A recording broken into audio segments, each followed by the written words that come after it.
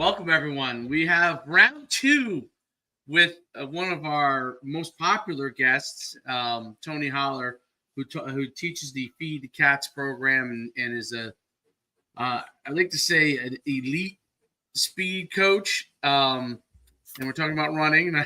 And the crazy things associated elite speed running coach, and so he teaches it in a way that for some is unique. But I saw a bunch of stuff that you actually did when spoke with had Carl Lewis there, and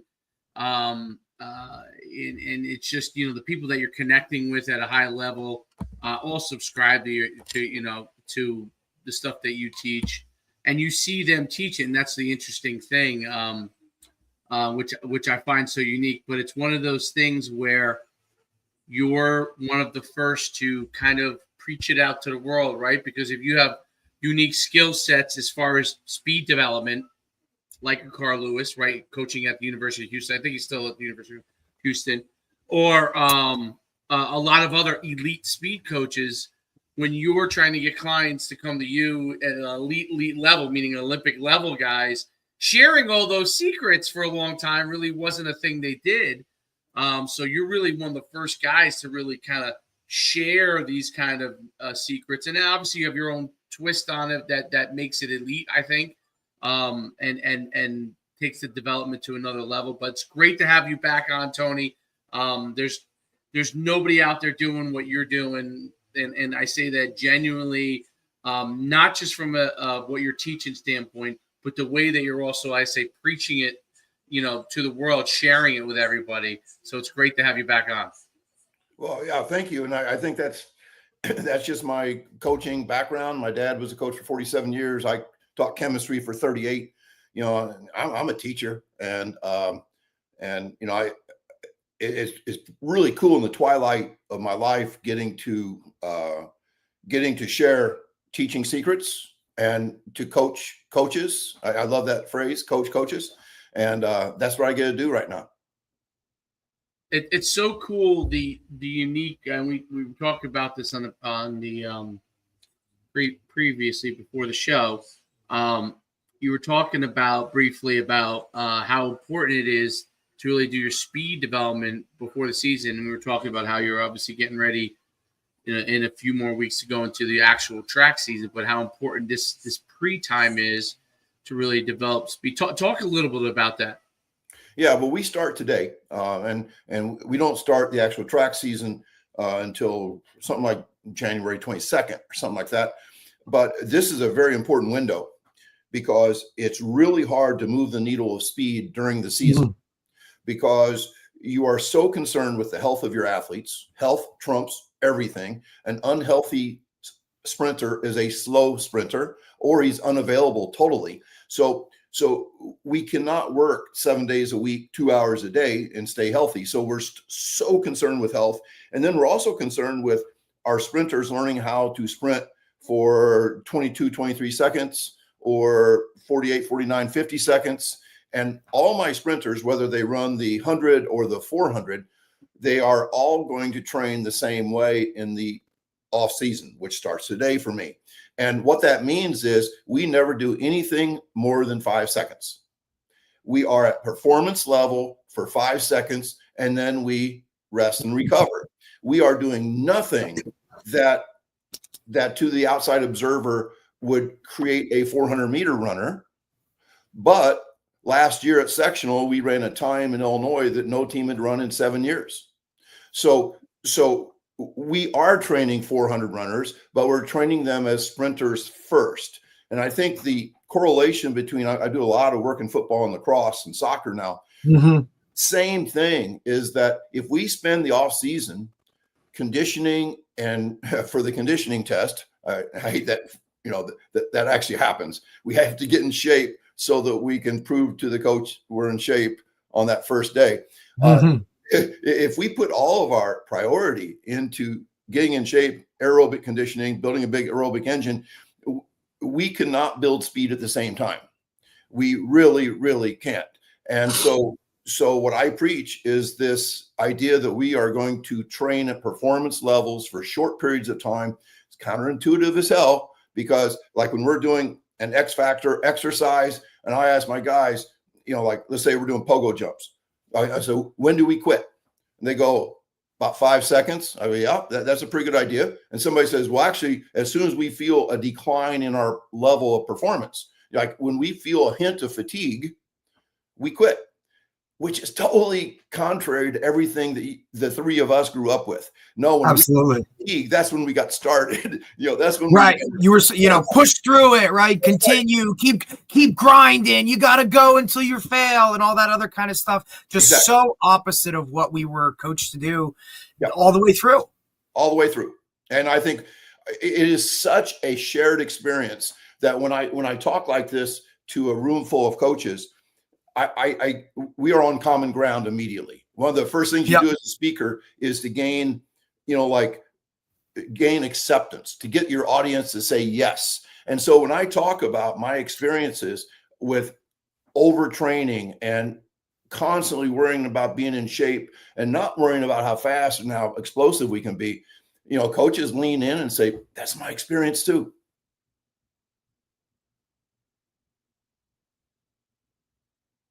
Great point. That's a great point. And that's why I think one of the things that coaches have to continue to get out of is that thought process, because it's inhibiting in the speed sport. It's inhibiting how you're going to be able to get them to a peak level of performance. And your point is really, really, who does somebody want on their team? Do they want Tyreek Hill on their team to try and score touchdowns vertically down the field?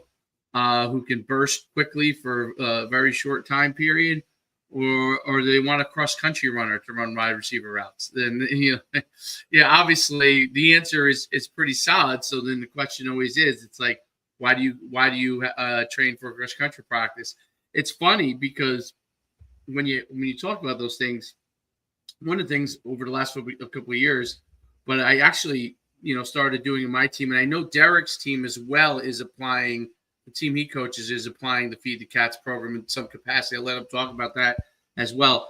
But when I do it with my youth team, we do all the important speed stuff right at the beginning now, and it's very brief. It's very brief. Probably the thing that takes probably the longest is probably like our skips and those kind of things, right? Because it's like a kind of a warm up, but we're obviously we try to focus them on doing it correctly and quickly versus, as kids like to do, they look at it as like a half screw around time period, right? So we've gotten them out of that, and so it's an important thing that we've been able to do with them. I thought it really helped them throughout the season, and I think that one of the things I always tell them is, we're at football practice, we're not at cross country practice. So if you want to be here to run all day long, there is another sport that you could actually do that at, and you would go do that there. And it's funny because what even go to that cross country. What does cross country people do to run a better 5K? They do timed miles. They don't do timed 5Ks. They do timed miles, right? Or time how they come down in a distance and they go faster so they can. And so even there, it's one of the things that it goes against what everybody's always been doing by trying to run longer. It makes no sense, and it's actually funny that like you think about things that you did as a coach in the beginning, or even when you were a kid and you were playing for somebody else, and you're like, wow, it's just so counterintuitive. But I did it with my son as well, and through the season, and we would sprint literally. I'm not kidding. My grass on the side of where my house is, and to probably about a 25-yard run of grass. Even though obviously we know track from what you talked about last time, track is obviously preferred, but he would do it in his track spikes, and so I can at least get some of that out of it, right? Because the football spikes have cleats in the back, and I don't. It's not good for getting you where you want to be. It's good for obviously for the games when you got to change direction, all that kind of stuff. But for sprinting, they end up starting to fall back of how they would run to change direction, right? So, we would do that, and we're talking. I would tell them like, hey, we're gonna do 3 10-yarders, then we're gonna do 3 20-yarders, and we're going to time them, and we'll see how fast they are. And then he started getting creative. He would ask, like, because we have trees, and so basically we established, it's not exact, right? But we established this tree to that tree. Okay, what's your best time so we know from what tree to what tree, because that's obviously exact, how much what his best time is. So we have that tracked down. So he already knows like what his best time is from tree to tree. And we're always trying to beat that. And then we add little different things in there. And, from a warm-up standpoint, we added the Deion, I call him the Deion Sanders because that's what he knows, right? But the band, we used to call them the band leaders. And, those kind of things. And in his warm-up and quick, and literally the whole workout. I'm not kidding. I tell him, hey, we got to do our speed work today. He's like, oh, how long? I'm like, I need 15 minutes, maybe 10. It might be 10. Great, let's go. I mean, he jumps right up. You know what I mean? Because he knows. I said, you're going to play badminton for the next 3 hours, okay? Yeah. Can I get 10 minutes here? 15 minutes. But those 15 minutes have helped him tremendously. And he's a longer, bigger kid. He plays quarterback. Longer, bigger kid. And I think I'm watching the turnover it's over time. Like you said, it's over time. So my whole thing was him. I don't care. The goal is that in 5 years from now, from doing this, we're where we start to need to be. It's not right now. It's not the spring. Each phase you'll get better, but it's not where you are at that point. It's where you are 5 years from now, and maybe when is he at the end of high school? 10 years from now, right? So that's the goal with it. Loves it, by the way. Absolutely loves it. Well, you're doing a lot of things right. You're playing the long game. You're not. You already see that the Mamba mentality of 8 hours of training a day to get to be great is all mythology.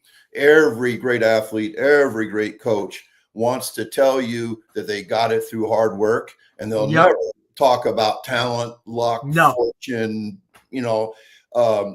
Every Kobe Bryant was tall, and he had a dad that was an NBA player, and he was like the greatest high school player of all time. So he had some advantages. Now, I'm not saying he didn't work hard, but I'm telling you this, that if we base our training on the mythology of the great coaches and the great athletes, we are going to be wrong.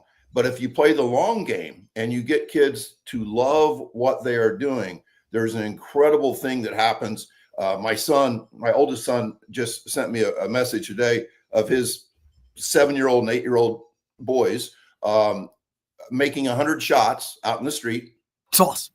And after every 10, they wrote it down.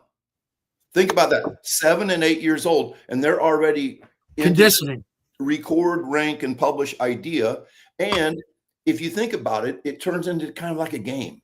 That's Instead right. of work, 100%. You have to make it competitive, right? It has to be competitive. There has to be some type of winner, loser, some type of that's just how kids are programmed. Like competition. Look, we all did it too, right? Like a relay race was a lot better than running across standing on the line and just, hey, we got to go down and back, down and back. When you start to add that level of competition, now you can push it to another level. So correct. And I tell people, people wonder, like in our workouts, we record, rank, and publish everything. I put it on my website. I tweet out the link to the spreadsheet. And I tell our kids that 8 billion people in the world are checking their times every damn night. And obviously that's mythology. But the idea is that what we do matters and is significant. And I get the question once in a while, do you ever have like parents that are like objecting to their kids' performance being made public? Because like in chemistry, I could never publish test. Oh, hell no. No, we could never put that. Listen, the whole posting of a grade after a test went away a long time ago. And you're talking about and I come from the special education world, coach. So that's a whole different beast in itself. But those days are long gone of here's the grades. I'll post it outside the room. Let me know. No. And I found that my kids, I've not one time have I ever had a parent say, I want my kid taken off that list because it should not be public. This is private. Yep. And the kids that don't respond to that type of competitive stuff, I say, there's a place for you. you could go play in the band. That's it. And that's not being negative. And then somebody told me, like, hey, the band's competitive too, coach. And I go, well, maybe it is. I've never been in the band, but there's first chair, second chair. And so if we're not competitive as humans, I hate to say it, but I just think less of you, I think that it's competing comes naturally. It's funny. I do a podcast with Maria Conlon, who won 3 NCAA titles as a player with UConn women's team, and she talks about and it's the same kind of principle. She talks about when you shoot a basketball, like you said, it has to be purposeful. She was telling me a story, and I was like, you know what, like it's the whole philosophy is starting to catch on in multiple sports, right? Because I'm sure when she played originally, playing for Gino Ariam in the beginning, and she was telling me how Gino has changed so much and how he does things. But I'm sure he tortured them in the old days. You know what I mean? Now he's probably evolved his practice. But she was talking about how purposeful practice is the most important thing. Purposeful. So when you're shooting 3-pointers, it's not I took 500 shots of 500 3-point shots. It's how many did you make? Okay. And it's shooting a goal, having a goal and the purpose of shooting. So if you're going to shoot and you're going to try and make 23 pointers, that's what you're working to do. And then you get to that goal and you stop. You literally stop, right? Which is hard for people to think, right? Like, I make 23 pointers. That's it. That's that part, either that part of practice or that's all I'm doing for the day. Okay. And because what happens is you get into this whole thing where you start to then wear yourself down because you think, I make 23 pointers. If I want to be Kobe Bryant, I've got to make 100 3-pointers. Well, now you're going to be there all day because your technique is going to go to crap and you're not going to be able to shoot the same way that you could before. You're wearing yourself out, and then you're teaching yourself to do things incorrectly. And that's what I've learned from what we're talking about and how it applies to all the different sports. It's amazing. I mean, one of the things that Derek with the team he coaches, and I'll let you talk about that too. They have this it's like an iPhone basically that has like scouting plays on it, right? And it allows them to get a lot more plays in a very, very short period of time, which allows them to get better in a much more short period of time, which allows those kids to not have to be at practice as much longer and perform better. It's all along those similar types of philosophy. Right there, Derek, talk a little bit more about that. The same thing. Yeah. So what it basically is, it's called Go Route, and it's a company. It's great. It's basically what it is it's basically, an iPhone, right? And or like a mini template that literally goes right around your waist in practice. And it's basically the scout card of what you're doing. And all you have to do is look down, and the coaches we upload all the plays and go. And it literally allows us to go that much faster, which now obviously cuts down on the amount of steps, all the stuff that we're doing. It's efficiency, over all of that quantity, where now we're, getting through a lot more plays in a lot less time. Kids are out there a lot less, you know what I mean? And now physically, we've just seen it go. I mean, we're almost doubling in our amount of, plays that we can run throughout that while cutting down on their, you know what I mean? Having them to be out there for hours running around doing all this kind of stuff. It also allows us to know, like, hey, if one guy has to run this far on one play, well, now we can get another guy up ready to go, already looking down at the next play, ready to know what's going on to get in and go.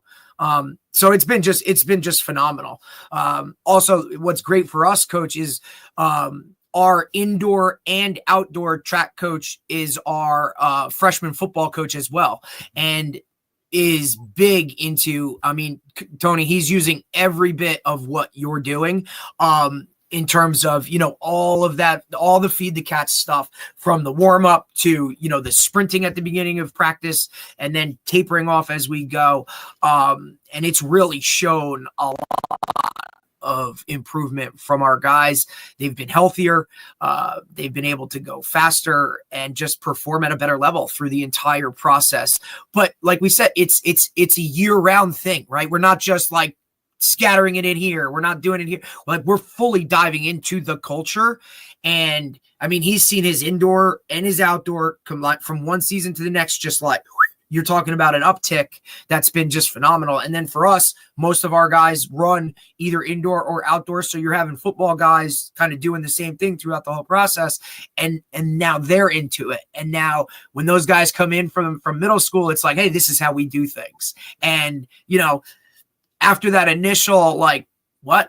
That's not, you know what I mean? And then it's like, okay, just buy in. And then when they start to see the improvements, now, okay, we're all in. And it's just been great for us.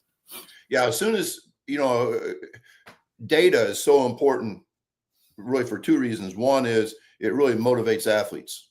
When you run faster, jump higher, jump further, you lift heavier, all those things, you want buy-in, you better write it down. You better record, rank, and publish. That's how you gamify it, make it more fun, but it also motivates athletes. And then it also sells coaches that you're doing the right thing, you know, because you'll always have people on your staff that are going to think you're a communist or something. They think you're crazy. They're like, "Oh, you're crazy." Listen, I always say, like, they want to, like, you know, they want to ostracize you. Like, let me send you to that island over there, buddy. Like, it's almost the like, lonely road to be great at something, though, isn't it? Like, you know, when you want to, right I'm with you, Coach. Like, I'm with you, man.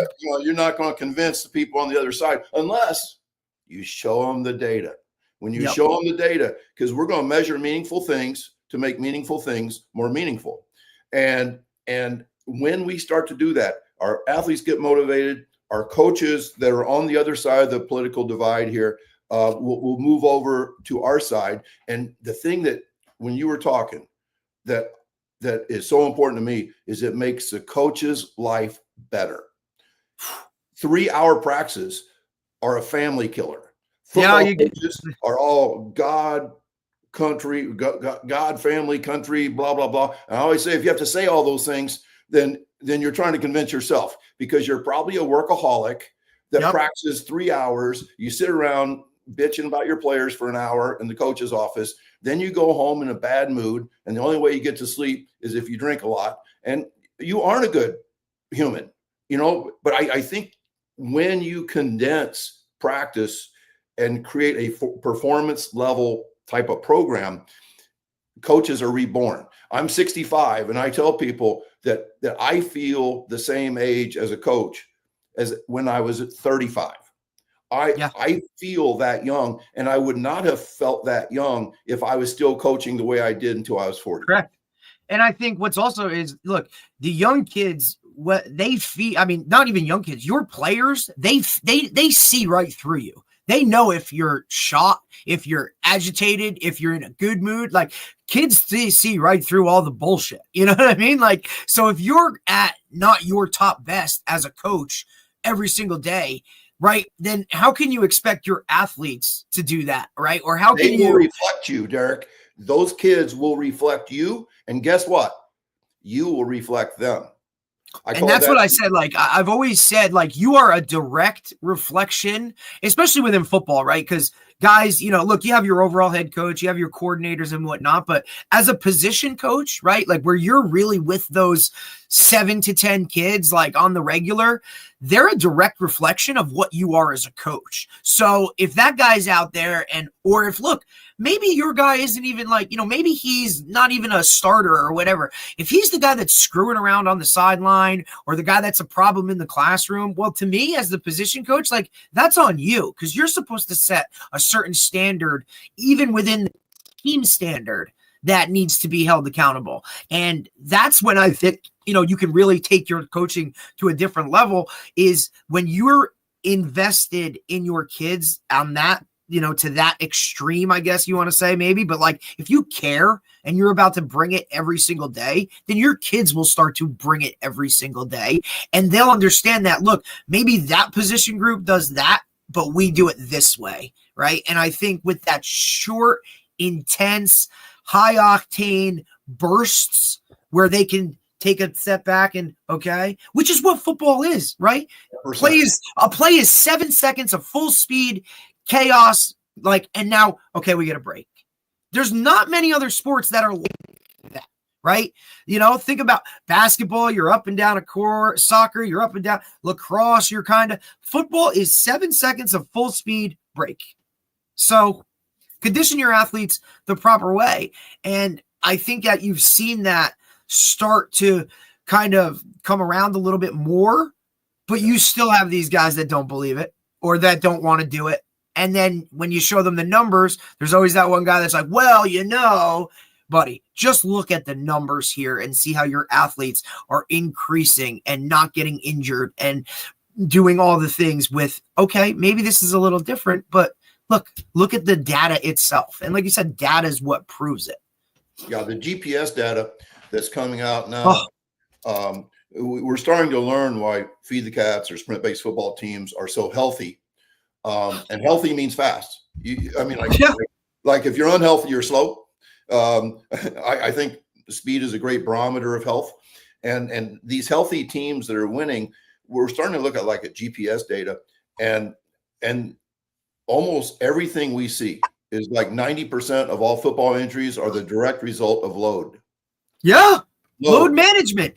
And you think, oh, maybe that's why pitchers are on pitch counts. Oh, that's maybe why Popovich got 19 years out of Tim Duncan. Because they sat him down in the back-to-back nights sometimes. And Popovich got into big trouble doing that. Oh, that's maybe why like almost every NFL team rotates defensive linemen now. What do you want to do? Do you want to run them to death like cross-country guys so they can play every play at half speed? Or do you want them full speed, big and fast and violent and enthusiastic, and they sit out every other play? So that load management will make them play better and they'll stay healthier. And I just think with everything, I mean, I feel so strongly about it. I almost get preachy sometimes, and I need to back preach, that down. Coach, preach. I need to back that down because people don't like to be preached at. But I'll give you a couple like real life examples. So I coach in a youth football program, a team system that we have a 9U, 10U, 11U, 12U, and 14U. The only team without a major injury was our team. Now, some of it could be luck, obviously, but I see all these teams running the guys around the field over and over and over again. And we never do any of that, ever. Like, there's no sitting there straight. We come right out, the cones are out, they do their change of direction, they move on to the next thing. They move, and it's like that's how practice starts. Like when they go and get their. I mean, this is completely counter. If you watch our practice and watch other people, you'd be like, that seems crazy to most regular quote unquote coaches, because when they go get a drink, we don't even like most coaches go get a drink. Don't say anything. We don't care what they do until we're ready for them to come back. As long as they don't they're 9 years old. As long as they don't go, all over the place. Stay within the area. You can talk to each other, hang out. Boom, whistle comes back. They come back and they go to work. They're getting ample break. Then they come back. They're expected to do. I learned from Derek with the with what they're doing. We were putting plays, literally drawn out the plays. I was trying to teach what I taught last year with memorize what these words mean. I drew the plays basically, on the computer, and I put the plays in there, and they had multiple options with each play, and it was drawn out. Everyone knew what they had to do. Everybody in the whole entire field. It went faster. They were much more efficient on offense. The defense coordinators, like, how can I invite next year and put that into my system? How can I do that with what you're doing on defense for next year? So I can show you how to do it. It's an easy way. But I'll teach it to you in the offseason. But I learned that from what Derek was doing with his guys, what they were doing with his guys, and I'm like, you know what? The light bulb just went off. I'm like, why am I wasting my time trying to get 9-year-olds to memorize things? They'll learn the game as they do these plays. They'll learn the routes as they do these. They'll learn the blocking scheme as they do this. Trying to make them memorize words that they're going to have to relearn when they go to high school anyway, because someone's run a different system. And when they get to high school, if they play in college, they got to relearn a new system anyway when they go to college. Let's get them playing football, right, and do it quickly. But those kind of things were really interesting. And in college, the most surprising team in the country is Indiana, right? They're 10-0. Well, I've read Kurt Signetti's practice philosophy, and all the kids on his team said it took them a while to get used to. They were used to practicing 3 hours in high school or wherever they were in college or whatever. The guys who transferred in are the high school players. They go for an hour and 40 minutes. College, okay, an hour and 40 minutes. And the old traditional way is, they have the horn and they blow the horn. When he feels that he's got enough done, he just moves on to the next thing. He doesn't have horns. He doesn't want guys looking at the clock. Okay. He doesn't want them looking over 5 minutes in this drill. Oh my goodness. I'm in minute 1. Okay. I got 4 more minutes. Now what do? They pace themselves. That's what happens, right? If they look up and the drill is only, a quarter of the way done, they're a minute into it, they're like, oh my God. So they start pacing themselves. He doesn't want them pacing themselves. He wants them to go fast, be efficient, be done. And is there a coincidence that a guy with that philosophy has guys that want to play for him? Yeah, I think that's a great point. And I was in a football program once in Tennessee where we had a very successful old school coach. I mean, we did we were on the field 8 hours a day for the first week, 8 hours a day. And we had good players. So we made it to the championship game in Tennessee, got beat by Murfreesboro, Riverdale, I'm sorry, in the championship game. Next year, a Hall of Fame coach comes in and he's a guy who says, we're going to practice 2 hours a day. And there was almost a mutiny. And they're like, we cannot get all of our stuff done. And he said, well, you better cut out some of the stuff that is not as important as the stuff you have to put in. My point is a 200-page book is better than a 400-page book because you cut out the crap.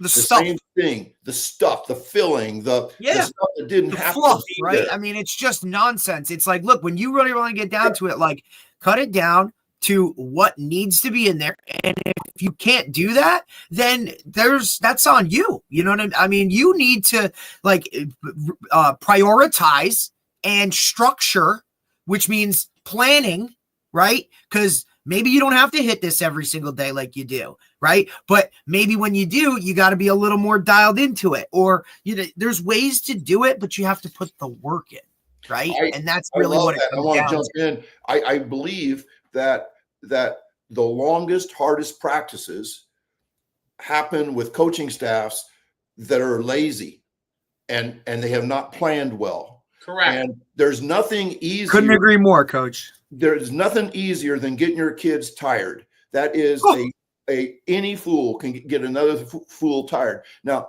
the hardest thing in the world is to edit, is to cut it down, prioritize, not ask what should we add, but what should we take out? Correct. And even if you're practicing for an hour and 45 minutes, my question is, could we get it done in an hour 30? Yeah. Always.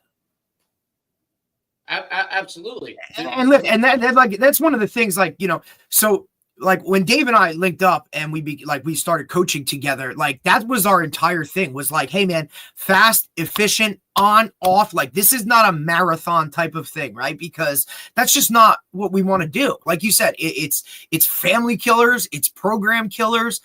When the kids realize hey, I only got to be here or not, you know what I mean? The wording is off, right? Coach, when I have to dial in, right? Just I compare it to charging their phone.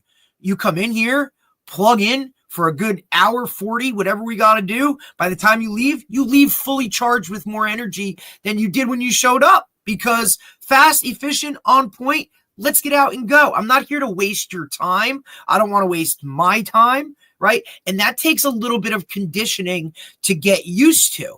And more so other coaches and administrators than it is or parents, because you have some parents, they're the first one to complain about long practices, but when you're losing and that, you know what I mean, it changes the whole thing. Oh well, we're not, and then it's, hey, we're only out here for an hour and 40. Oh well, you should be out there longer. Okay, well, look what we got done in an hour and 40, and now we're good and we're winning games, and your kid's coming home without injuries and he's rested and he wants to go to practice. Because I think the one thing, Coach, and you touched on it before with the load management, especially as you get to the higher levels, now players start to respect you as a coach because you care about their well-being, right?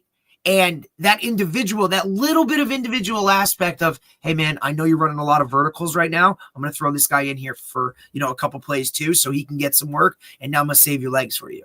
I think kids, and as they progress at the higher levels, that investment into me as a person really takes those guys to a next level. Like, hey, I'm going to run through a wall for this guy. One of my really best friends, a guy named Steve Jones, he won 5 straight state championships in Wisconsin, 70 straight games. He's now he's now on the Packers sideline, travels with the team. But he wrote a book called Twin Thieves, and it's one of the best leadership books I've ever read. It's especially important for football. But he says there's just one letter that differentiates get to and got to. Just one letter. And I think that we want practice to be I get to practice. It's not I got to practice. I say that kids are really good at what they like and they're obsessed with what they love. And so if we could create practice that was just not just the shit that you had to go through to get to play in the game. Yep. But practice that was meaningful, significant. It seemed like it's about as much fun as playing the game of football. All of a sudden, everything changes in the way a coach has to deal with players. You don't have to curse them anymore. You don't have to push them. Steve Jobs says that if you really love something, you don't have to be pushed. You feel a pull. The vision pulls you. So it's just a whole different way of doing things. And David, you're talking about the other side. One of the curses of my teachings is that once you experience this way of doing things, it's hard to tolerate the other way. When you see those teams, I mean, you feel sorry. You're like, thank God my boy's not out there, but I feel sorry for the kids that are. And it's awful. I'm going to tell you a funny story. This is, and Derek knows this because I told him this. And this has nothing to do with whether our program wins more than this other program or not. It has nothing to do with that. It has to do with the experience. So 4 of our kids, including my son, were on an all-star team. Okay. And the guys were really nice guys running it. The first day I watched practice, it went for 2.5 hours. They ran one play. Okay. They didn't have a plan, no practice plan. I then emailed the coach. I said, can I try and help you guys a little bit? And now I was very limited to what I could do, because I wasn't in charge. But my kids, almost after the first day, until I said I would try to help out a little bit, which I was limited in what I could do. I made it a little better, but I can't say I made it a lot better. But they wanted to quit the all-star game. Okay, so think about that. An honor that was bestowed on these 4 kids, including other kids, by the way, that were there too. And you could ask probably almost every one of the kids there, other than kids that maybe played in that system or a system like that, where they did absolutely nothing for extended periods of time. I mean, all kids did was stand around. Okay, really nice guys, really good guys, but they did not know how to run things. Okay, one of the guys is actually not just a youth coach, but coaches at the high school level, which I could not believe. Okay, I was shocked. I thought he was a youth coach. I was like, oh, this youth coach doesn't know what he's doing. It turns out, coach at the high school level. Okay, I was shocked by this. All right. So anyway, the point was this: kids who were all-stars did not want to be in the all-star game because practice was torture and boring. That's the only way I can explain it. Torture. It wasn't like they ran around. He didn't really run them or anything that much because it's all. But torture meaning they had to stand there, do nothing 3/4 of the time, and boring. Okay, and I could tell you the highlight of their practices when they were out because they were standing around doing nothing 3/4 of the time, talking to me, and we were just having kind of conversations. Just think about that. I'm coaching and I'm having conversations with my kids while practice is going on. I mean, think of how poor that is, right? So now it's you. In all fairness, guys are volunteers. They don't really understand. But my whole thing is that more guys have to be able to do what you're doing, trying to teach these guys so they can understand. The most important thing is planning your practice about what you want to do. I don't care what it is you want to do. I could care less. If you want them to do 10 jumping jacks and then do handoffs, make it efficient and fast. I don't care what it, you know what I mean? Obviously, the better you are at teaching things, the better your system for what you want to run, the better your team will do. But plan. The problem guys don't have in every sport, including track and field. I used to laugh at this. There would be guys that would coach track and field. What's your plan for practice? Oh, I'll figure it out when I get to the track. What? Like when I was a jumps coach, I knew what we were going to do. And I was probably, this goes back about, I haven't coached track since 2007 or 6. But I knew what I wanted to do. I had a plan for what it was. And we were at it. We were done. This is long before Feed the Cats. I had no idea that I was doing this correctly. I just had no attention span, okay? So it was really more of that. I just zero attention span, zero desire to stay there all day long and practice, okay? You're a cat. You're a cat. You were a cat. Zero. And that's how I kind of was as an athlete. I'm sure Derek was like that as an athlete, right? Probably why you rejected playing quarterback over time, because you just wanted to go out there and get the ball, right? Because all the meticulous part that took forever, the way he was teaching.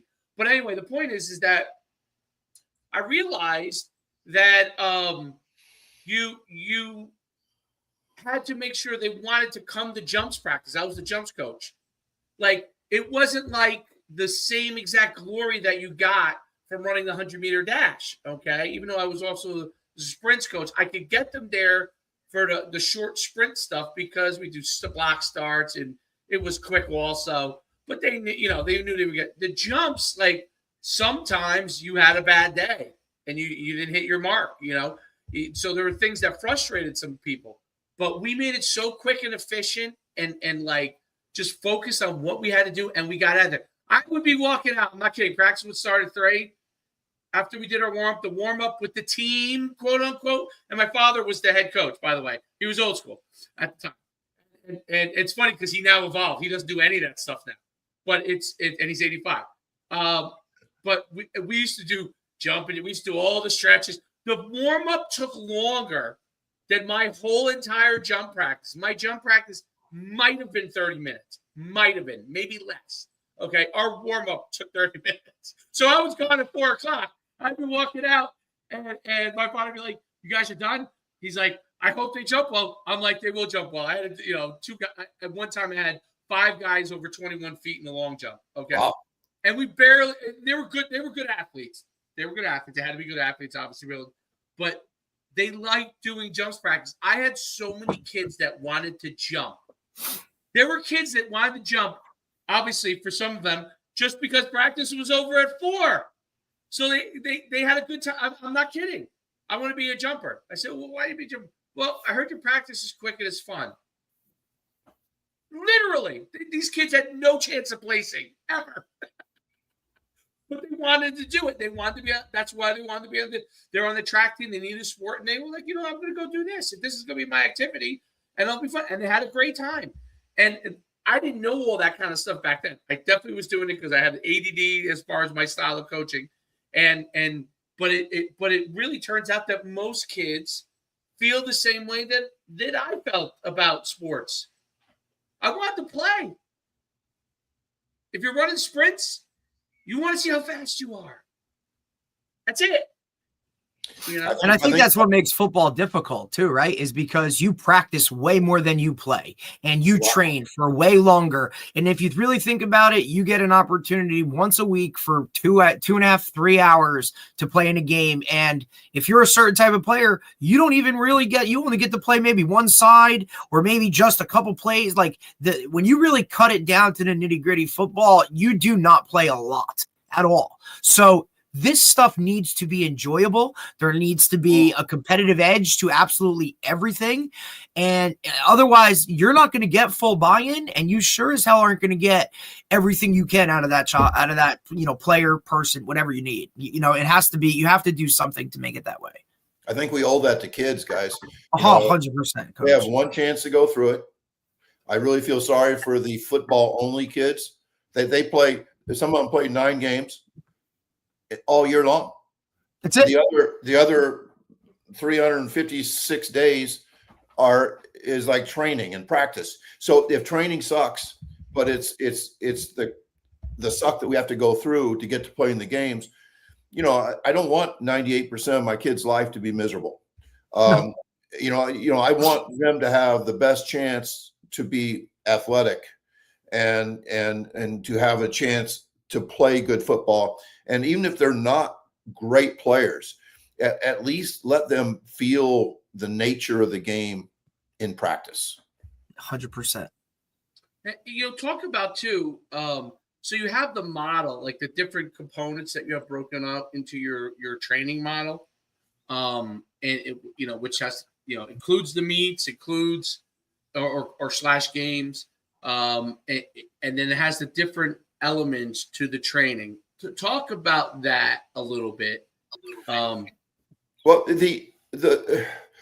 I say that I teach a way to cook, and the recipe has to evolve. If Feed the Cats was the end point, I could be called a charlatan, like a guy selling snake oil or something like that. Mm-hmm. But instead, I'm coaching the parameters. I'm coaching the mindset, the way to cook. And as we could all get a recipe.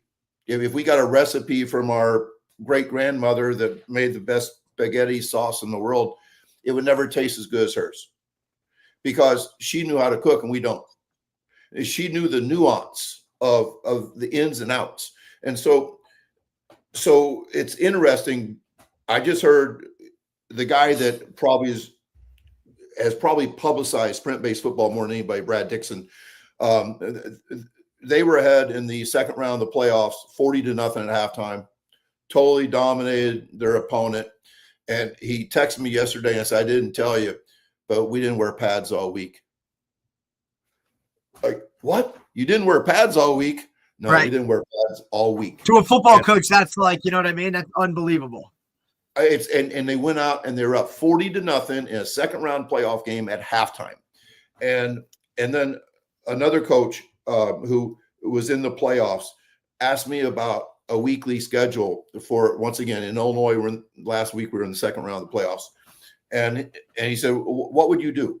In terms of," I said, "Well, I would train speed twice." Remember, when you make speed the priority, it doesn't mean it's the majority. Mm-hmm. That, as you guys know, it can be that 15 minutes that replaces that BS 30 minutes of warm up that you do. It can really, and by doing that, you can literally be faster at the end of the season than before. You can literally be healthier at the end of the season than you were before the season. All those things go together. So he asked me, and I said, they just play a Saturday game, and they have a Saturday game coming up. And it may have shocked him, but he basically had Monday through Friday to take care of. And what I told him is, you've got to pick 2 days and give your team off days. Yeah. What? 2 days off in a playoff game?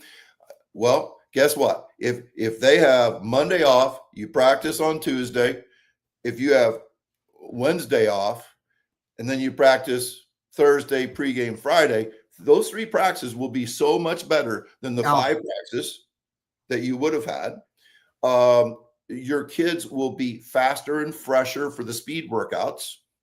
I don't know. You guys remember how Wednesday was, when Wednesday's practice was over, we'd be like, "Oh, thank God." Yeah. We're getting close to game time, baby. Well, they can have that feeling all week.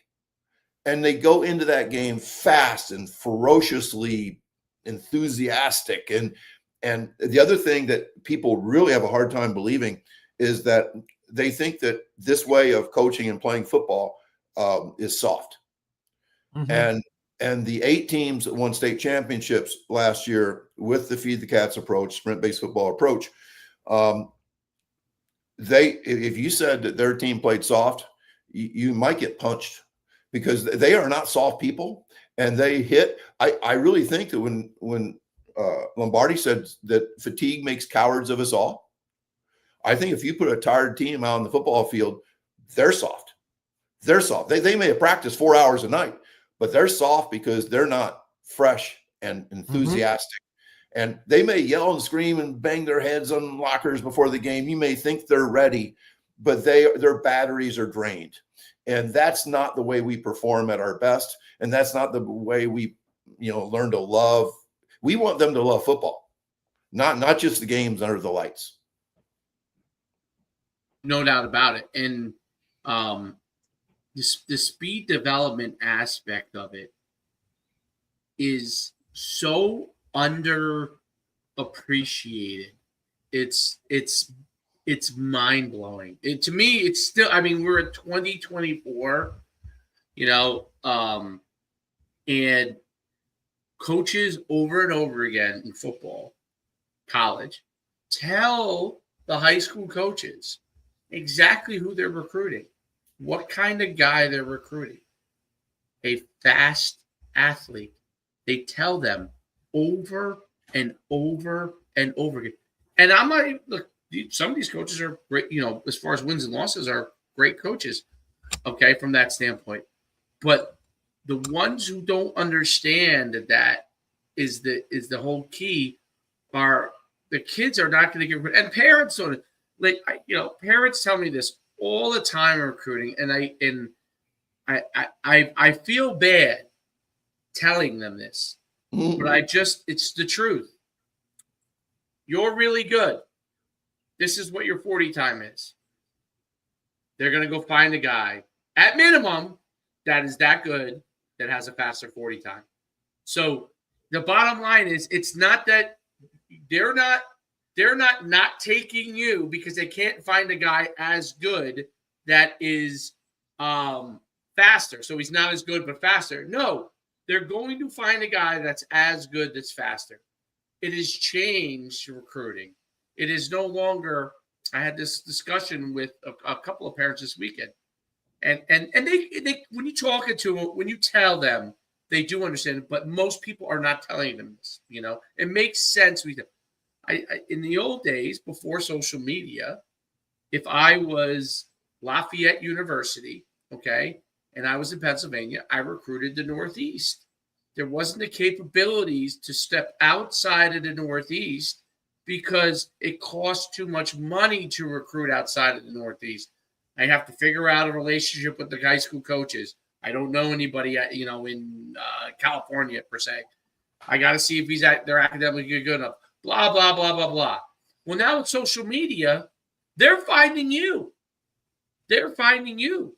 As highly recruit, as much as the kids all want to go to Oregon or Miami or Ohio State, just as many kids, because parents want kids to get good education, are now trying to be football players at Princeton and Lafayette. And I tell parents so because I'm good friends with the Princeton coach. I'm friendly with the Harvard coach. I'm talking about the head coach, and they tell me they are getting kids that they've never ever had want to come to their university for, because social media has allowed them to be able to easily reach out to them, and it's easily for them to reach out.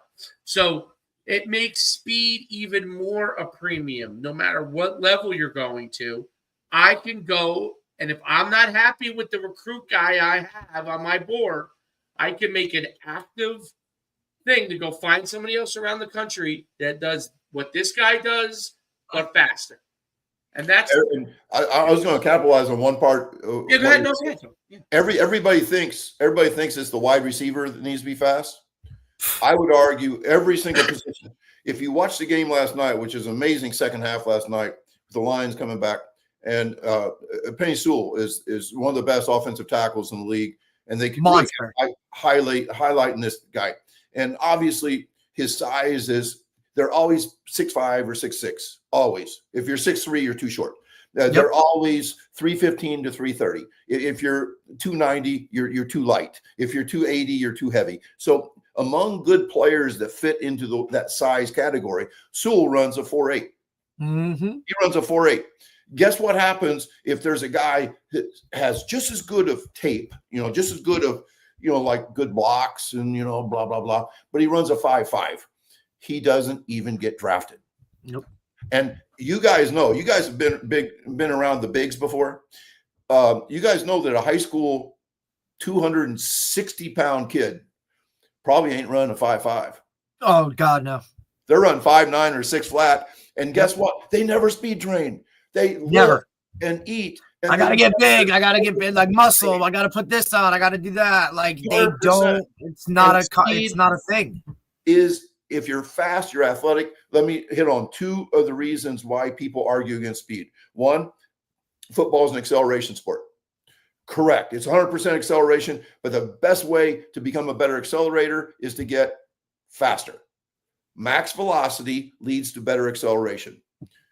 Number two, and Tony Villani is a very good friend of mine, and he's maybe the best footwork coach out there.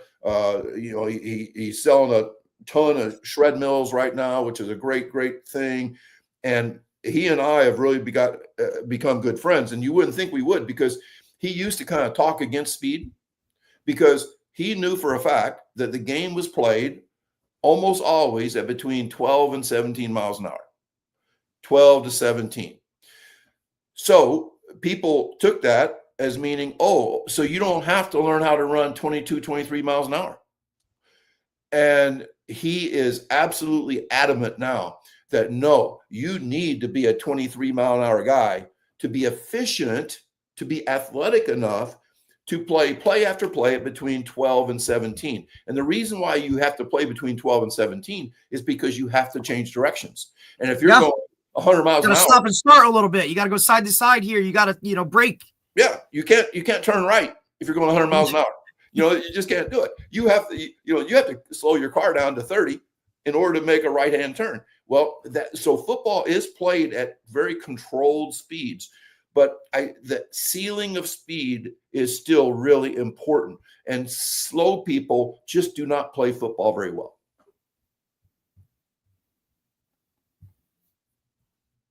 I muted myself. There's no doubt about it. And it's one of the things I learned when I was an NFL agent for 6 years goes exactly to your point. And it was really, really interesting. We first were going and recruiting guys, the fact that they were a great quote unquote player. You know what I mean? And this guy is great. His numbers were great. His stats were great. And we were getting burnt because not as many of the guys we wanted to get in got in. And then we shifted our recruiting of guys to, and I'm talking about not just the speed guys, the speed position guys, but the like tight ends and defensive line, to guys who were fast, meaning and especially any guy that played running back, wide receiver, defensive back, even linebacker. If we could get a track time on them, like from high school, that was how we recruited them. If their track time was in the 100-meter dash or whatever event they did that was a sprinting event was not good, we didn't take them because we realized very quickly after a couple of years of doing it that we were just getting burnt over and over again, investing in a guy that goes and runs a 4.6 40. And it's not that a 4.6 isn't good for a high school player, but for the NFL, that ain't gonna cut it. Nah, yeah, that ain't gonna cut. That's what you have linebackers running that stuff at now. And when we had use this as a great example, we had Trey Edmonds, whose brothers were both first round picks after him, but we had Trey Edmonds, and Trey Edmonds had a lot of injuries in his career. He had a great freshman year at Virginia Tech, but then he was hurt. He transferred to Maryland. Did decently well, but got hurt his senior year. Okay. We saw his track times. And in high school, he was like 10.7 or something, and like I think 21 something in the 200 in high school. Anyway, as a running back, he was 215 pounds, 220 pounds. We knew that he was going to go run a great 40. Okay, yes, we set him up with a speed coach and everything like that. That obviously helped. But we knew just because of what he ran in track in high school that he was going to go and run a good 40. And that whatever everyone had him rated in, he was going to make a team. And he was going to. So he went and he ran 4.49 at 220 pounds. 4.49 for the scout. And he went from a guy that was like, oh, there's, he's not, his brothers are going to be first round. But, he was injured. He got picked up. He made a team. He lasted 7 years in the NFL. 7 years he lasted in the NFL. Okay. And was playing a ton. And that was always like the whole thing that you realize is like how important speed is, and how important it is to be able to be fast and to develop those things to do so. And of course, oh, by the way, because he was a track runner and he ran 100 meters and 200, when he was training for his pro days, he understood what the speed coach was teaching him. He understood the importance of it. So those guys who ran track and ran a good programs had an understanding of things too as well that was different. So when you were actually training them, those things made sense to them. So they scaled up more quickly than other people as well. Like they scaled up where guys who did not run track or did not understand how to come out of the blocks or start, right? That takes time to learn. That's why I say, like, when I do sprints in my backyard, my son is like, how do I start? What do I do? You want me to start down? You want me to start up? I said, well, what are you eventually going to have to do? He says, start down. Let's start down. Don't worry if your technique's not good now. We'll slowly start to teach you to, but you're going to get the feeling of what it takes to come out fast. And once you learn that feeling, then you'll get better and better at your starting technique. You'll learn how to drive off your front foot. You'll learn how to punch through better with the back. You'll learn all those kind of things that will help you be more explosive over time, right? So even though you're starting down now and you're just learning it, you're not generating the speed you'd like to, you start to feel these are things that especially kids who are decent athletes, they figure things out. We underestimate what a kid can figure out. Absolutely. We underestimate. You put them in that position and tell them, okay, well, this is what I want you to be able to do. Start to figure it out. And then I'll coach you along the way. I'll correct the technique. Okay. I'm not going to let you get in bad habits, but people overestimate their ability to coach and underestimate the athlete's ability to figure things out. Yeah, and two things that I think are really important insights about the recruiting process, whether it's college or professional. One is that not only are track times important now, but I'm here to tell you there are many college coaches that are so knowledgeable about track times. They subscribe to a place called Tracking Football, good friends of mine. And the deal is this: if you didn't run track in high school, that's a red flag.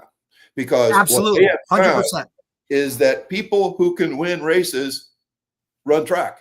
It is just absolutely never happens that your fastest guy just wants to lift all spring. They don't doesn't work like that.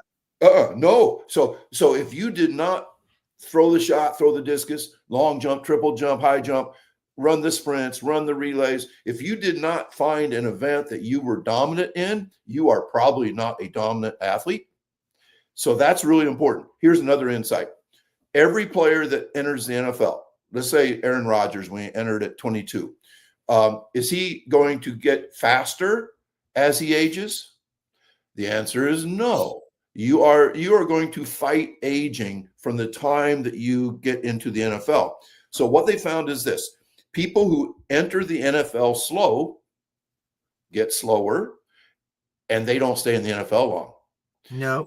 Whereas if you enter as Penny Sewell or Tristan Wirfs or any of the best tackles, they're running 4.8 or 4.9 to 40 at a weight of 320 pounds, and they're multi-sport athletes in high school and all that kind of stuff. Those guys will probably last 10 to 15 years. The slow guy who came in same size, pretty good player, he's out in 3 because he's an old man at 25. And it's all because of speed. When I watch Aaron Rodgers play yesterday, he got caught by a 320-pound lineman.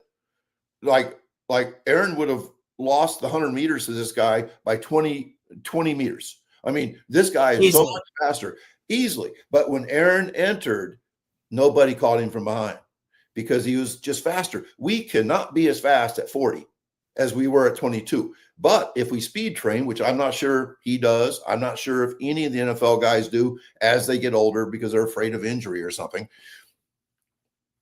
At least if we speed train, we we hold down that decline, that loss of speed. Just like gaining 1 mile an hour will make you a better football player, losing 1 mile an hour hurts. Really hurts. That'll end your career. It really will. It makes you more injury prone too, because the slower you're moving, the more likely you are to get involved in traffic in football. Okay. The less likely you are to be able to get yourself out of a situation. Okay. It's not just about the random events. The random events are obviously, you're never going to change that in football. You know, the random injuries, something that someone gets rolled up random. That's part of the game. Getting yourself out of traffic and being able to move yourself out of traffic is a big deal as you get older. And it's one of those things that slow guys are not able to do. I mean, Aaron Rodgers, to me, who obviously is going to be a Hall of Famer, he cannot do anywhere near what he could do before. And now maybe the Achilles, obviously, maybe having a bigger effect. But in the end, it means he's slower. Like, it doesn't matter what it is that caused it. Age, Achilles, in the end, he's slower. Well, because he's slower, his process is slower. His escapability is slower. His performance is lower. So even though his release is almost just as quick as it used to be, it doesn't matter because everything else is slower. So with everything else being slower, even if his mind is as sharp, okay, and his release is still just about as quick, everything else in his process physically is moving slower. And I could see him going through it in his head on the side. Oh, you can see it. You can totally see what's the process. going on. That's what's going through his head. I think he's so good, so much above everybody for so long that he's can't make the changes, okay, that probably would be needed for him to be able. The only guy in the history of football that really never had to move that process along that much was because he was legitimately the slowest person to never move, which was Tom Brady. So he was really stuck in mud all the time, and it was basically whether you can get to him or you couldn't. You know what? Brady got faster. Training. Hell yeah, he did. He literally got faster in his NFL career, which is amazing. And that was something that he realized, right? Like he knew, he's like, look, if I'm gonna make it, I'm gonna have to figure it out. I mean, look, you can just look at how his body type changed from when he started to when he, you know what I mean? And how much he vested in himself to do those types of things. And he bought into all of it. And whatever it took to, like, I gotta get to this level to stay where I'm at, and then continue to trend this way, like I'm gonna do it. And kudos to those guys. Conflict too, right? That was the conflict he had with Belichick. Well, and also these guys, like, you know, these guys are willing to kind of do their thing, right? Yeah, he went to his own training guy, which he obviously felt was better, was elongating his career, right? Correct. With whatever he was doing, which is probably a version of what Tony's talking about. You know what I mean? The way he was trained, it's some version of that, right? That was the conflict. Belichick is from the old school, like, hey, we got to do it this way, we got to do that. You know what I mean? I mean, and look, I understand where guys, their training stuff comes into it, but if you're telling me that, like, I can improve my longevity, which ultimately, like, is going to keep me in the league and make me a lot more money, like, then I'm going to do it. You know, I mean, you look at some of these guys like LeBron and Derrick Henry who spend all this money on their bodies and things like that. Like, yeah, like I'm making a check, and like some of this is going to go into continuing to make that check. So yes, I need to invest in myself and my body and my training and all this other kind of stuff, like, because longevity is the key to it all, especially in football where, man, 3 years, hopefully you're still in the league in 3 years. You know, that's why Saquon Barkley called me at the end of February last year. You know, he says, I feel like I've lost a step. I'm injured too much. Yeah. And you know, and he wanted to know what to add to his workouts. And I talked about subtraction, of course. And yeah, I've never seen Saquon ever look faster, younger. He looks great. Leaner. Faster, younger, leaner. That speed may be the tide that lifts all boats. We've kind of we talked about it. But it's also the fountain of youth. And And I think that Derrick Henry's another guy. Oh. I guarantee. My wife asked me yesterday, "Don't they speed test these guys?" And I go, "No, if it's in their contract." no. Once they're done with that combine, they're never running a 40 again. I would be shocked to see how many veterans actually have run a 40 since, or track the measurables. Like, how many times have you done your combine stuff? You know, because you don't go into training camp anymore and say, all right, you know, we're testing today. What's your max this? What's your this? What's your time? Not happening, dude. That doesn't work like that anymore. It was, I can't remember, 10 or 15 years ago, they had this idea, like all the free agents could come together for like a combine, like as veteran players. They did that one time and no player ever went back because there were some fullbacks like were running 5.2. I mean, they're coach. I mean, think about some of these guys, right? Like once you get that second contract, like, you know what I mean? Like there aren't many people that are continue to stay hungry or to kind of, you know what I mean? Like that doesn't happen like that. And now you're paying this guy all this money and I'm running a faster 40 and I'm more in shape and I'm ready to bring it.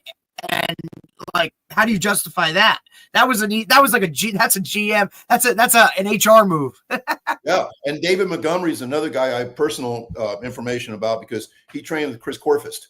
And it was right before his contract year with the Bears that he got together with my business partner and he got David. David was running 20.9 miles an hour top speed. He's never been real fast. I think he ran 4.67 at the combine, and Chris in 8 weeks got him from 20.9 to 22.1. And the guy was so smart, marketing genius. He went to every Chicago TV station saying that if he could run the 40 over again at the combine, he'd run a 4.4 because he'd been working with the world's greatest speed coach, blah, blah, blah. And guess what? He hit like 20.9 on a run the next year wearing 12 pounds of pads. And that used to be a ceiling when he was wearing like track stuff. And right. So because of that, if you watch David Montgomery now, he looks every bit as fast or faster than he did as a rookie. Hell yeah. Once again, like speed is not set. You can gain a mile an hour or you can lose, and it really makes a difference. No doubt about it. It's funny when I talk to coaches when I'm going to bring kids to places and I ask them about what they do. I want to know that they're not just trying to bury the kids, like right. And then I'm going to go watch. And if I see that they do that, just my whole thing. Because we've seen it, right, Dave? How many times do we look at these trainers? We do it exactly all the time. I'm not going to get mad at you if my kid doesn't come out of here like I want him. Yeah, that's not. Yeah, I don't want him to have a heart attack. Okay, I want him to get better, and that's like the most important thing. It's tough to get it through. I talked to a QB coach because I'm looking to bring a couple of kids to a QB coach, and this one guy, someone recommended this guy to me, and I have guys that I like, but there's someone close to me that they recommended. I called the guy up, and he says I need to do an evaluation before I. Okay, that's fine. He said it's a 4 to 5 hour evaluation. I said 4 to 5 hours of what? He said I put him through all these different things, drills and all this stuff, 4 or 5 hours. I talked, I listened to him. I said, yeah, I don't think it's for me, But the first thing that went up in my head is, first of all, what are you doing for 4 to 5 hours? Second of all, how are you going to be able to evaluate a kid that's exhausted? I mean, after the first 30 minutes, he's probably exhausted. Maybe before that. And are you trying to crush his arm? Okay. I mean, what? So this is a guy who played at a very, very high level, very, very high level. And I listened to it and I'm like, this is absurd. Like absurd. And when I listen to other guys talk about things, it's like, I'm going to give you the same amount of money, whether you take him for 45 minutes or an hour. I try to tell them, it doesn't do what needs to be done to get them better. If it was 30 minutes and he got better in 30 minutes, I don't care. You know what I mean? My thing is I'll whatever your fee is your fee. Okay, I'll pay your fee. My job as a person paying your fee is I want to see results in the right way, not results exhausted, not results, like anytime my son says to me the next day, if I do some work with him with quarterback stuff, if he says to me that his arm is sore the next day, it's one of two things. Either I threw with him too much, okay, which could be the case. I made him throw too much, or he's not using like his body enough, and it's probably a combination of both, probably, okay? But the first thing that goes off his mind is we threw too much. That's the first thing. Not, his arm has to get – now, I do things to get his arm stronger and his body stronger and those kind of things for a young person, right? But my first thing, your thought has to be opposite of what everybody in the old school way of thinking is. Your arm is sore. You're not strong enough. Let's weightlift to death so you get stronger so you can throw longer. That's what the normal answer is, right? That's what – you're not strong enough. No, we probably threw too much, or you didn't use your body enough, or it's probably a combination of both. We probably still threw too much. Maybe you're not using your legs and your hips and all those kind of things as well, but we threw too much. That's the bottom line. And is a sore arm a good thing? No, it's not a good thing, okay? Because what happens is I can't have you throw the next day. If I can have you throw, this I learned from you. If what is I have to figure out, what does it take to throw the football that you're able to get better and continue to throw, just like you talked about with sprinting? If I could keep them doing something each day and they're not getting sore and they're able to continue to develop, in the long run, they're going to get a lot better. Same thing with throwing a football, right? And it's the same exact thing. If I can throw day 2 and day 3 and day 4 and day 5, I'll actually have more throws after 5 days than it would if I threw them a million times day 1 and he can't throw. Can't throw. Or he's hurt. And that's one of the things I think that you teach that is so valuable. This obviously applies to speed, right? Yep. What I say is never let today ruin tomorrow. It's a pretty easy thing. If that's what you do when you play the long game. And, my friend Les Spellman says that if you make a profit every day, you never go broke. I love sayings like that. I love James Clear in Atomic Habits says, if you're 1% better every day, that's it. That's all it takes. 7 times better as a human after a year. Now, if you get 1% worse every day, you're like at 0.03% of your original self. Just 1%. The last one, I love this too. Let's say you're starting lifting and all you're lifting, benching is the bar. Could you possibly add a pound a day and lift that? Well, if you could, you're going to be one hell of a bench presser. Damn right. Right. So just we have to accept small gains. We cannot do what I used to do at the craps table, where you go with $100 and you try to turn it into 1,000 right away, because that's really dumb. Like you will go broke every session that you try to turn 100 into 1,000. It just doesn't work that way. No, it's 100%, and that's the most important point. That is incremental gains that give the most over time. Are you the Lions receiver, St. Brown? Mm-hmm. I don't know what the fathers, how he trained them, and all these kind of things. But the only thing, so I'm sure as a bodybuilder, he did a lot of things that probably shouldn't have done. But the one thing that I thought that was enabled them to succeed, even though he probably did a lot of these things according to bodybuilding incorrectly, the one thing I thought was the right thing right from the get-go of all the stuff he said, some of the stuff like, But the thing he said that was great was, he said, I started them when they were 5 years old, and I started them, it was a piece-by-piece process. Now, as a bodybuilder, former bodybuilder training people, I'm sure he made a lot of mistakes in the style of doing it. But the thing that he nailed was starting that process and doing a little bit at a time as he was building them up. He was thinking about what for him was the end goal. I don't think his end goal was 10 years in the NFL for them. I think his end goal was to get them to the NFL, right? And then from there, they will do what they need, whatever they think is best, right, as adults. But that incremental, it stood out to me when he talked about that. And his thing in learning was the same thing when his wife was the one that teaches them. His wife is German, and she was responsible for the learning part. And she taught them one by one different languages incrementally from the time they're very little. They speak 5 languages, these kids, right? So they probably made a million mistakes, because I'm sure as a bodybuilder, he probably trained them to death at times and all those kind of things. But his overall thought process was the thing that actually got them there. It was the incremental development over time, even though he probably tortured them at times and had to figure out all these different things.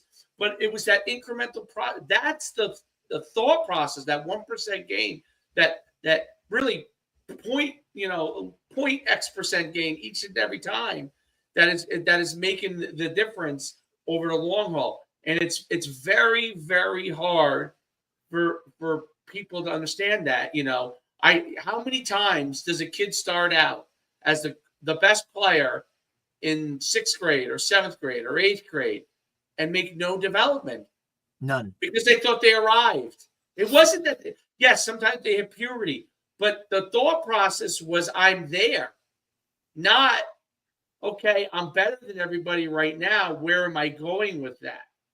The thought process when these kids who stop developing in 8th and 9th grade, well, it doesn't mean that they were going to be better than the kid who obviously physically gets much bigger, but they could still make incremental gains. What happens is they usually jump out of the sport because they say to themselves, I peaked.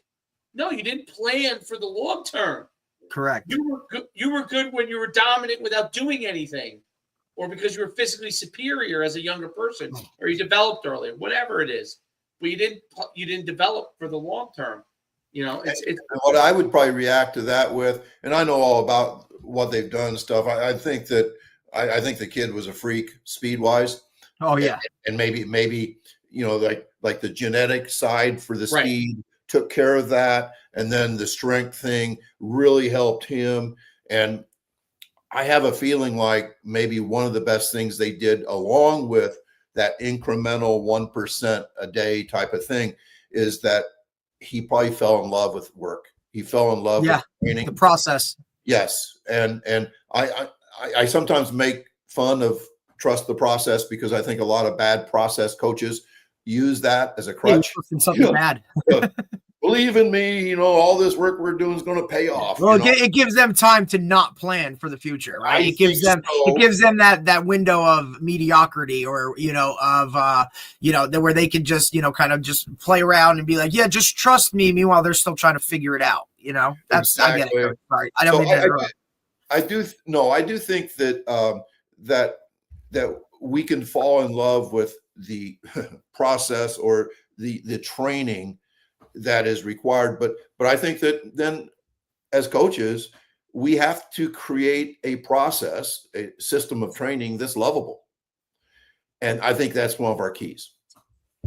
Absolutely, and adapting that into the sense that not every kid is going to be like St. Brown, who you probably think will fall in love with the process, right? Is around it. The fathers obviously love working. There's some sort of genetic enjoyment for the actual training. When both of the sons are in the NFL, like right. They obviously, as genetics a family, play a role, but something else clicked. Right, working out was something they enjoyed. It was a family thing, right?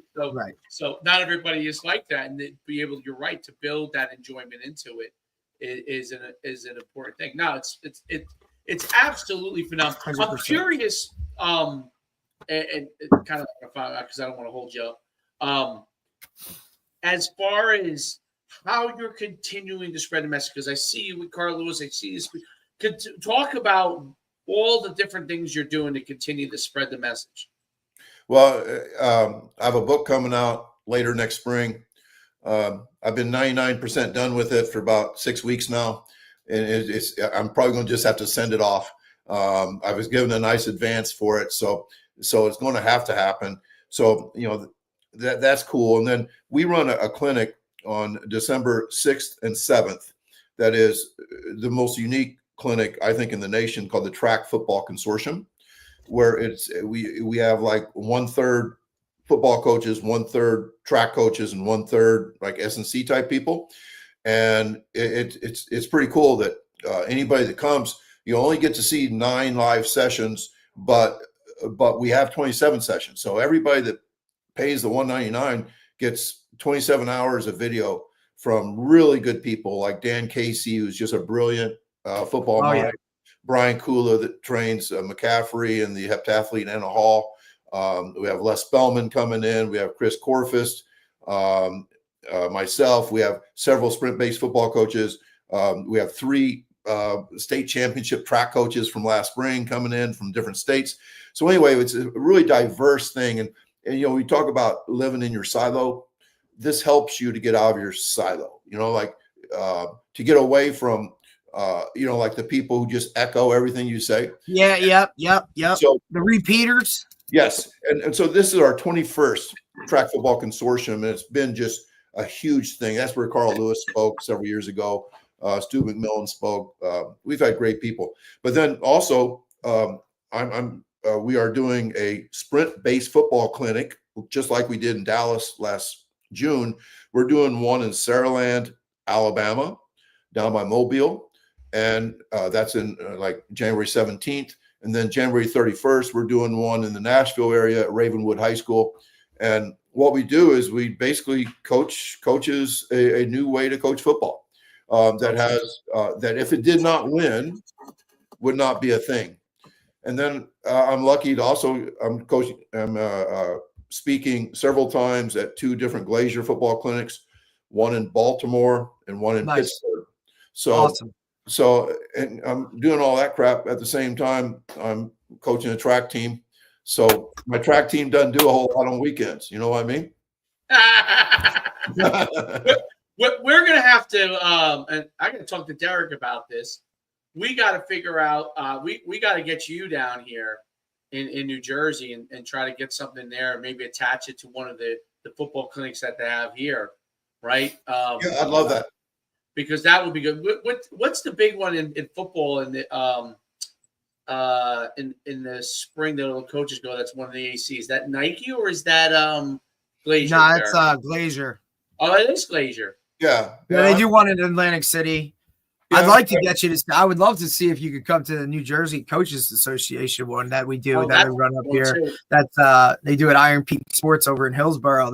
It's kind of sponsored by. I mean, last year it's a lot of coaches, more like college football coaches. But I think there's always that that speed and that aspect of it that needs to be there. So I mean, I'm going to look into it. Definitely, it would be awesome because I just think more guys need to hear you speak about it and kind of like show it, because I just think like that's how we drive it home. And I just think so many people would benefit from it. And not only like I want the athletes to benefit from it because they deserve the best that it is. And I just feel like this system, from what I've seen from my athletes, like it's just, it works wonders. It's win-win. It's a win for coaches. Absolutely. For athletes, maybe win-win-win because it actually wins games as well. So that too. Yep. That all goes together. I've never said no to a clinic. I've spoken for free. I'm going to speak next fall in Brazil. I spoke in the summer in Ireland. It's really I will go anywhere in order to teach and coach, and it stirs my blood. And I love talking with you guys. Appreciate you, Coach. I really do. You're the best, man. Really, I appreciate you coming on. Thanks, Coach. Anytime. We'll see you soon, Tony. Bye-bye. Get after it, buddy. Yep. Bye. All right. That was phenomenal. Once again, phenomenal. He's the best, dude. The best. Let me get us off this one. Yep. Okay. I think I'm getting hollered at about my Husky Huddle podcast, but I can't get off of Tony. I love listening and learning from him. So I thought go do your thing. They can talk about the UConn football without me for a few minutes. All right, let's get off here, and then we'll when are we back? What day? When are we back? Friday. Friday we're back. All right, cool.